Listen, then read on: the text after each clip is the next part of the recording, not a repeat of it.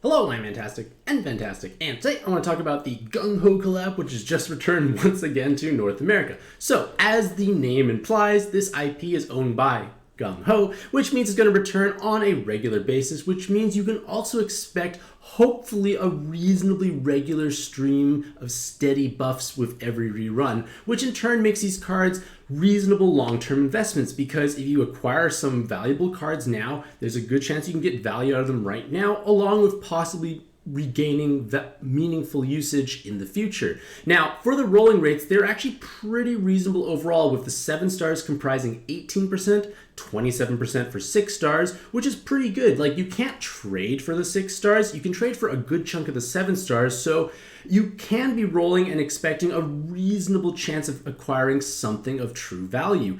At the same time, 5 stars are 41.3 and 4 stars are 13.7, but one of the 4 stars I think is actually pretty good. So I feel that it may not be a bad idea to necessarily roll in this event, partially because it has a lower magic stone cost, which means you can roll a bit more. These cards should be getting buffs on a regular basis. Several of the cards here with more recent buffs and or newer leaders and team compositions arriving have gained more relevancy when they were kind of just underwhelming from beforehand. So there are definitely cards I would strongly recommend you monster exchanging for, along with maybe even rolling a bit. For myself, I'm not quite sure if I want to roll very much, maybe a tiny bit.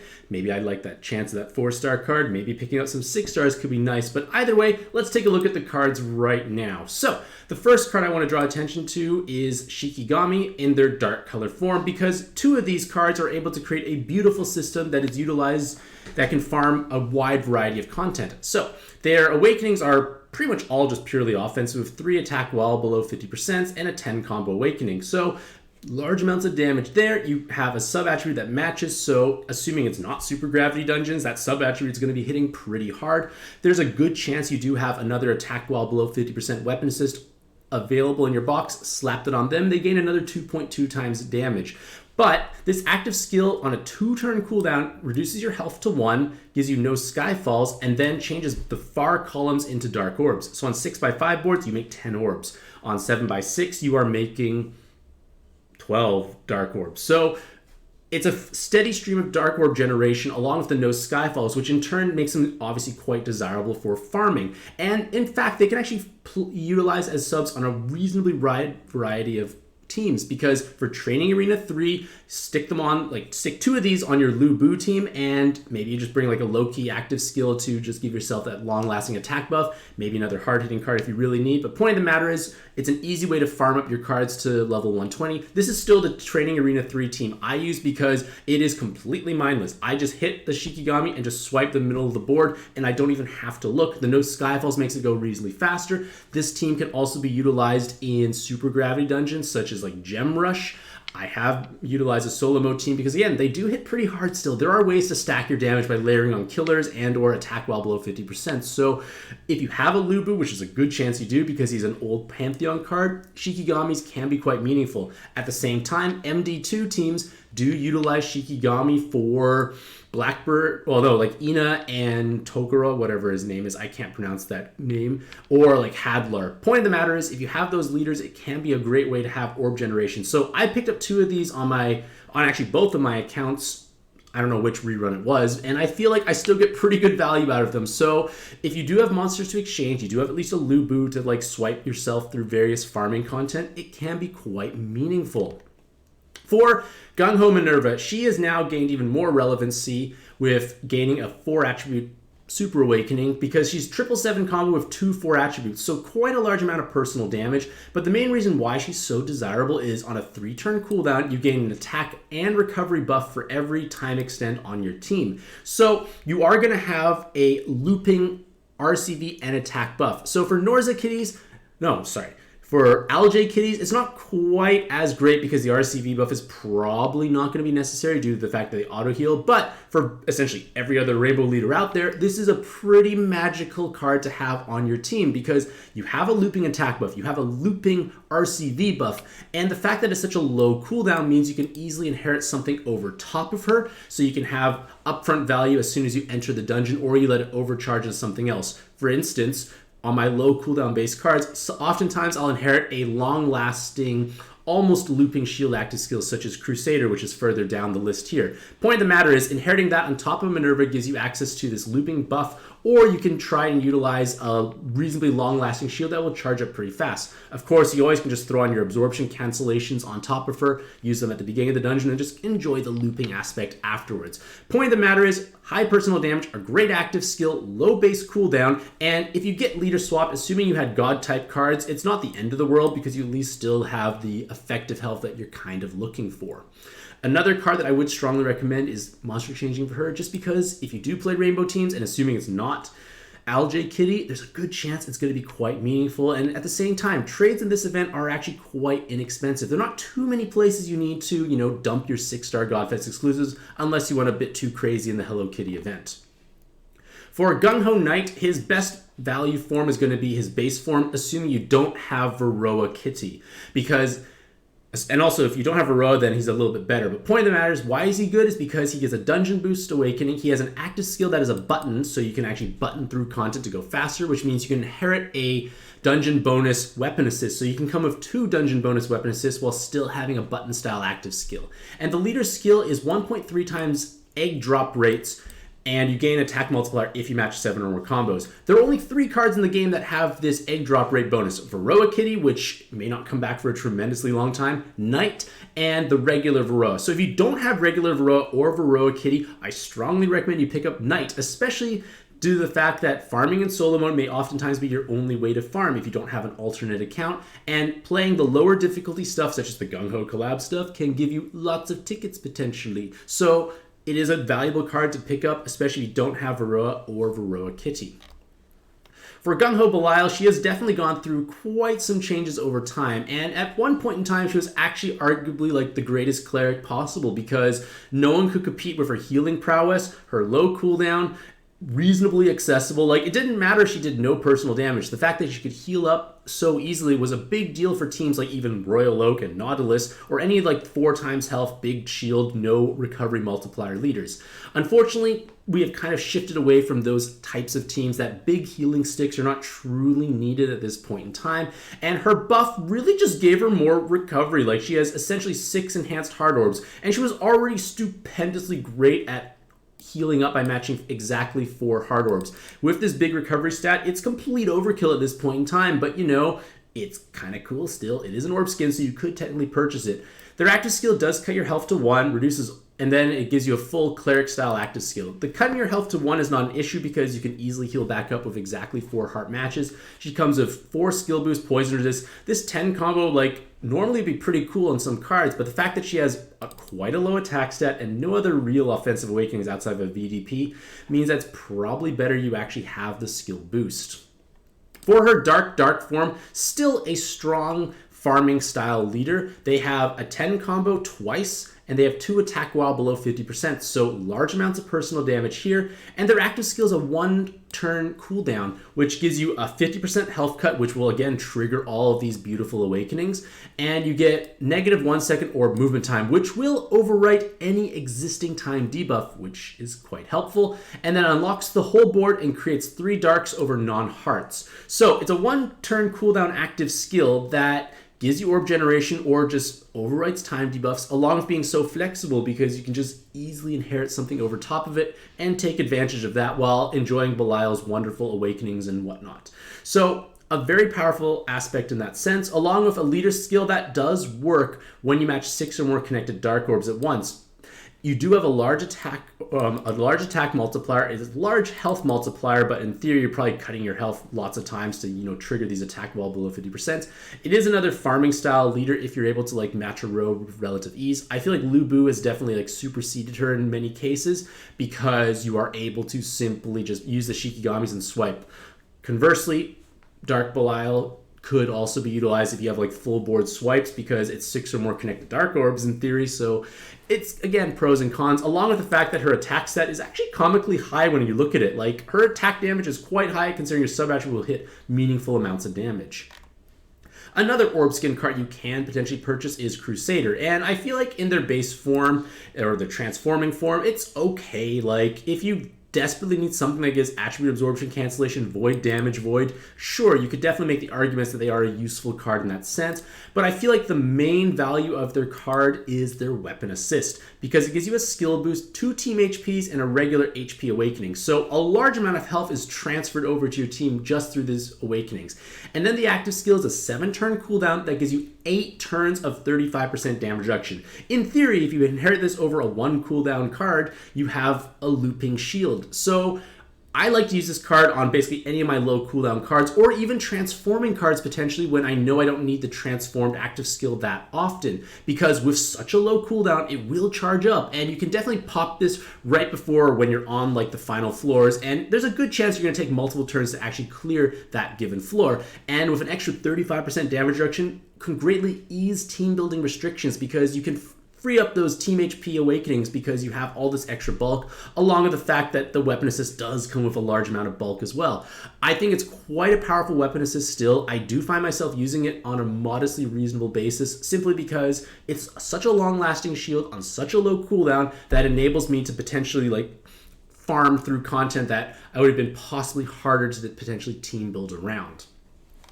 And now we come to the background music cards. So background music cards are just something you can purchase. You can't monster exchange for them, unfortunately. And Marius, in his dark form, is incredibly powerful as a leader. So looking at their awakenings, they have 1, 2, 3, 4, 5, 4 attribute awakenings. So immense amounts of personal damage. They can get 4 more skill boosts or super poison resist through their super awakenings, and they're going to be dealing a large amount of damage. Their active skill is a 5-turn cooldown, which cuts your health down to 1 and then gives you 0.25 times recovery for 1 turn. So you're basically saying, I'm going to cut my health down to nothing and then kind of gimp myself in healing back up. But at the same time, you get 2 turns of damage absorption and attribute absorption cancellation. So timing this in an appropriate moment when you know there's no preemptive on the next floor, let's say, or you know you're killing the spawn or they don't actually hit you when you push them at a certain level, you can use this safely. Or you just find creative ways to heal yourself. Point of the matter is, it's a low base cooldown, which has a valuable effect.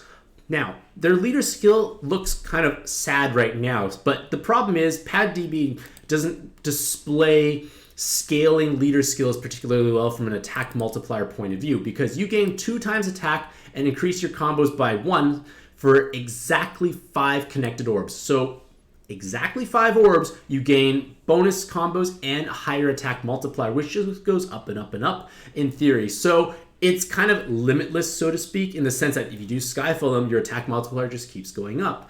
And you also need to match 4 or more colors. So you're a rainbow-based team that needs to match exactly 5 of a given orb. And this is actually the potential to do incredibly well in super gravity dungeons, because if you've seen things like Prim, Metelli, Kaishu, like leaders with those scaling attack multipliers, they are able to smash their way through super gravity dungeons because they are actually going to be hitting for a tremendously large amount of damage. And Marius is going to be no exception. The main drawback is, for us, he has no true ideal pairing, so to speak. He doesn't come with auto follow-up attack, and in theory on 6x5 boards, you can make a column of hard orbs which will give you the regular follow-up attack, which would overcome respective spawns while still increasing your attack multiplier. But at the same time, if you are going to utilize them on 7x6, which is probably going to be a better time overall, you are going to not be able to have that column of hard orbs give you an attack multiplier bonus. You still get the follow-up attack, but you're connecting 6 orbs due to the bigger board. Now, in the JP server, Marius is often paired with Luffy and utilizing 7x6 because Luffy is able to give you auto follow-up attack, so it can be potentially a bit of an awkward aspect right now, but at the same time, if you do have 3 blue Fagin Rise and there's not too many other mechanics you need to worry about, in theory, those blue Fagin Rise give you a system with each of them having a 3-turn cooldown, and their active skill generates you exactly 5 fire, water, wood, light, dark, and hard orbs. So you get that perfect board distribution that you're possibly looking for. It should be reasonably easy to solve. You get 6 5 matches exactly, and assuming you have a follow-up attack somewhere, you get that auto follow-up attack, which we were kind of lacking. So that might be a potentially interesting way to utilize them, especially if you do happen to have 3 Fagin Rise just lying around. Now, the drawback is on 6x5, those Fagin Rises, I don't think you're going to be able to do crosses as easily, potentially, so that could be a bit of a drawback, but you know, it's a pretty cool concept overall for Marius, and it is a strong and powerful leader. I feel like it would be better, obviously, if you'd had one piece, because like every build that I look up, for the most part, is using Luffy as an alternate pairing, but maybe we'll get it. It is a background music card, so you could purchase it with real-life money if you are able to do so. Another new card that was released is Gung Ho Alchemist, and after 20 turns, they are able to transform and give you a full cleric-style active skill. And when they're transformed, they have double 10 combo, 3 enhanced fire combos, and a devil killer. And their active skill is now a 3-turn cooldown, which gives you 1 turn of Void damage Void, 1 turn of her damage cap becoming 3 billion, and unlocking the whole board and creating 3 fire and heart orbs. So this Alchemist, or is it Alchemist? Yes, it's Alchemist becoming now the creator, is able to function as a wonderful sub on your Leo and Shiva Dragon teams, because Leo Shiva Dragon teams are great at swiping through content, but they need a solution to Void damage Void on ideally a regular basis. So if you have one of the Ultraman cards, you have Elio. There's a couple other options, but Creator can definitely be a strong solution for yourselves here. And again, it is an Orb Skin card, so if you have the funds to spend, you could pick her up if you didn't have a good option for Void damage Void. And the fact that she does unlock the board can save you pretty well against, you know, those lockboard shenanigans that do tend to happen. Obviously, Leos do give you that aspect as well, but she does make hard orbs as well, which can help you heal, because healing can oftentimes be a bit of a problematic aspect. So, with those out of the way, I think Creator definitely can be a strong option for your Leo Shiva Dragon teams if you don't have other good Voids. And then if you somehow roll turn, you don't need them for Leo Shiva Dragons, their Weapon Assist does give you 3 turns of haste, and it does have a respectable amount of team RCVs and skill boosts and OEs. Like, it's not a bad Weapon Assist by any means, but I feel like for Leo Shiva Dragon teams, quite a good option overall. Next is Ghost Ring, and Ghost Ring is just becoming truly outrageous, I feel, overall. Yes, their attack set is quite low, but they have not 1, not 2, not 3, but 4 10 combo awakenings. Stupendously high amounts of damage output they are going to be able to deal, along with the fact that they have a dark or matching sub-attribute, so their sub-attribute will deal big amounts of damage. And it's not going to be surprising if, like in regular, like non-super gravity dungeons, they're easily quad capping, and even in super gravity dungeons, it's probably going to be a stupendous amount of damage anyways. Their active skill is a 2-turn cooldown, so again, easy to inherit over, and it gives you 1 turn of 3 times attack for this monster, because yes, more is more, and then you unlock the board and create exactly 3 dark orbs. So a massive damage stick that can basically just have quad capping potential on a regular basis. It can inherit something meaningful over top if it overcharges, so again, you may want to utilize like shields or absorption cancellations, whatever it may be. It could be pretty easy to work on a given team, and with 4 skill boosts, they're actually a pretty good card overall. Like, any mono dark team will be truly happy to utilize Ghost Ring overall. Now we come to the 6-star cards, and for Wizard, they're another new card here. Their active skill is after 22 turns, they're able to transform themselves, and when they transform, they're actually a very powerful leader for a wide variety of content. Their awakenings give you triple 10 combo and a bunch of rows, and on a transforming card, before Super Gravity came out, that would have been completely unnecessary. But now with Super Gravity dungeons being the more norm, the triple 10 combo is actually going to be quite useful, because it's going to enable them to actually deal a meaningful amount of damage on their main and sub attributes still.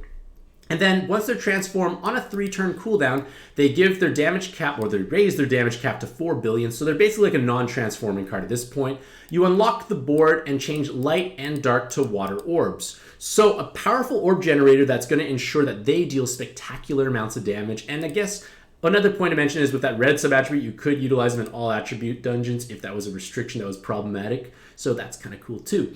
For their leader skill, they give you fixed 12 seconds of orb movement time, so you can completely ignore time debuffs, and you get 4 times stats to all attacker types. So you actually have 16 times health and 16 times recovery. But with the all attacker type cards, you are able to then have 3 times attack and increase combo count by 2 and 1 auto follow-up attack damage for matching exactly 6 connected water orbs. So if you have enough of these wizards, there's a good chance you're going to have good chance you're gonna have 12 water orbs present, which will in turn give you a wonderful amount of attack multiplier, and you're gonna be matching them in rows. So their Row damage is going to be high because they actually can stack rows of relative ease, considering they come with 3 already. Massive amounts of orb generation, so just be mindful of the fact that like you don't generate hard orbs, but it's not at least taking away your hard orbs. And again, like I said, PadDB is, Tsubaki Bot is great, but like it doesn't show the scaling multiplier as well just because it's assuming you only made 1. If you had 18 water orbs, you get to match 3 rows, which is pretty cool too. So, as a whole, Wizard can be a powerful leader to actually utilize. If you are able to have a steady flow of orb generation, you have a way to deal with void damage void because you're not going to be matching VDPs at all. But again, I feel like they do work wonderfully well in UN1 where there is no need to have damage reduction in your leader skill. Flat HP and flat RCV as well are just going to work tremendously well. For their weapon assist, which is going to pull up soon, or not, we're going to go look at, yes, we're going to look at the weapon assist. It's 4 rows and 4 enhanced water orbs, and then it gives you 2 turns of haste along with changing the whole board to water and hard orbs. Again, if you need haste and you had an excessive number of wizards, maybe, but I would really want to keep at least 3, like your own 2 plus a friend, and you can have a wonderful, fun team. For Mator in their chibi form, this is going to be one of the more desirable 7x6 leader swapping candidates for your rainbow-based teams. While their personal damage isn't particularly magical, like it's okay. Like you have 4 attribute awakenings. It is still pretty good, but it's not as outrageous as some other cards can potentially be. Get a healthy 3 seconds of orb movement time, or you could even take more skill boost or blind resist. Their active skill is a 7-turn cooldown that gives you 7 turns of 35% damage reduction and then a full board enhance, which will cancel out those negative orbs. But again, like I said, looping shields are great stuff to have. So you are able to have a looping shield with her. You can basically tank significantly more than you ever could have imagined. And their leader skill is a 7x6 board that actually has respectable effective health. You need to match 5 or more colors, but that should be doable. Like you're going to have a bigger board. This can be a great option for your Ateli teams because you are able to have a leader skill that is actually legitimately tanky still. Or any 7x6 rainbow swap you want to use, it can be quite powerful of an option along with the looping shield and a modest cooldown overall. So unfortunately you can't monster exchange for this card, but they are able to potentially have 7 skill boosts as well. So again, if you need to transform and swap, this can be your way to go. And I say 7 skill boosts because with 4 skill boosts and the L shield, they can take the skill boost plus 6 slot awakening, which will give them 7 skill boosts and get you going so you could possibly utilize other cards overall. For Gung Ho Alice, in her, which form was particularly interesting? I'm trying to remember. Nothing was particularly interesting. Well, double 7, double 10 combo, L shield. They don't have many skill boosts, unfortunately. They are a partial cleric, which is kind of awkward overall. 5 7s, 10. Not many skill boosts overall, unfortunately. You get a spinner. I don't think Alice is quite as magical unless I'm missing something here. Oh well. We're going to look at now the 4-star cards. So one of the 4-star cards, there's only 2 4-star cards in the event, and Mammon can potentially give you 6 skill boosts, and they have follow-up attack, and they give you a 3-turn delay. I feel like for like low rarity challenges, maybe that'd be kind of cool. If low rarity stuff is relevant, or like S ranking stuff, it can be not bad. It's a delay active skill of a bunch of team RCVs and follow-up attack. Maybe situationally useful. But I feel like Gung Ho Parvati is the much more interesting 4-star card. They can either have 4 skill boosts or 2 skill boosts and 5 3-attribute awakenings. And they have 2 enhanced hard orbs. Combined with their respectively large RCV stat, they can act as a healing stick that is able to still deal reasonable amounts of damage. But what makes them quite interesting overall is their active skill giving you a full cleric effect of removing all unmatchable and all awoken binds. So regular binds are not touched, but most of the time you're probably bind immune anyways. And then 1 turn of no skyfalls and movement time buffing. So on a 5-turn cooldown, you're essentially a full cleric with a movement time buff that can also get rid of no skyfalls, and they can act as a healing stick. So I think they're actually a pretty nice card overall, especially considering their low rarity. I wouldn't be unhappy if I rolled one of these because it probably will come in handy at some point in time in my life. So pretty nice card overall. And then I did realize there was one 7-star I did forget to mention is Orange without the N. I would always make fun of her so many times because it was such an underwhelming card unless that cross-generation active skill was truly needed, but it wasn't really that needed overall anyways. But she received a significant upgrade to her active skill, and along with the fact that Norza Kitty now exists. So they're able to provide either 6 or 5 skill boosts. I don't know why it's a regular skill boost. 5 skill boosts or double 10 combo of 4 skill boosts. And they have 2 enhanced water combos. They have cloud resist. They have a team HP, but it's their active skill that makes them exciting. On a 6-turn cooldown, they do 5% gravity, which is probably not going to be that large overall. It's a true gravity because it's of their maximum HP, but again, probably not that important, that aspect. Changes the middle row to water and the third column from the right to water. So you make 10 water orbs on a 6x5 board. And then you also get 6 turns of 2 times attack for themselves. So that's basically like slapping on an extra 7 combo. You get 6 turns of 2 times attack for water attributes. So you give personal damage bonus, and all cards are receiving a 2 times bonus. So net 4 times for herself. And then you get 6 turns of healing 25% of your maximum HP. And this is incredibly valuable for your Norza Kitty teams because let's assume you have 3 Norza Kitties and a friend. You do have a large amount of auto healing, but it's not going to be enough to fully replenish your health if you were able to be taking large repeated hits. With Orange and her looping auto heal effect, it's probably going to be enough to like bring you back up to full health on a regular basis, along with the fact that everyone's hitting harder. Orange is hitting harder herself. The team HP is always desirable. It's just a powerful option for your Norza Kitty team. So if you do have Norza Kitty and you have many of them and you find healing can be a bit of a strain, Monster Exchange for Orange without the N, and she could make your life potentially magical. Now, that being said, it is potentially possible I did miss a card or 2 that I wanted to highlight, but I feel like that should cover the more notable cards and give you rationale or motivation to Monster Exchange and or directly purchase the cards if they are relevant for yourself. I feel like I still will do some rolls in this event because they're, like I said, the 4-star Gung-Ho priority, I wouldn't be upset actually rolling, and there's a good chance I get a bunch of the 6 stars that I don't actually have, or maybe some of the higher rarity cards. Again, maybe strongly recommend Monster Exchanging for Knight if you don't have a good egg drop bonus card.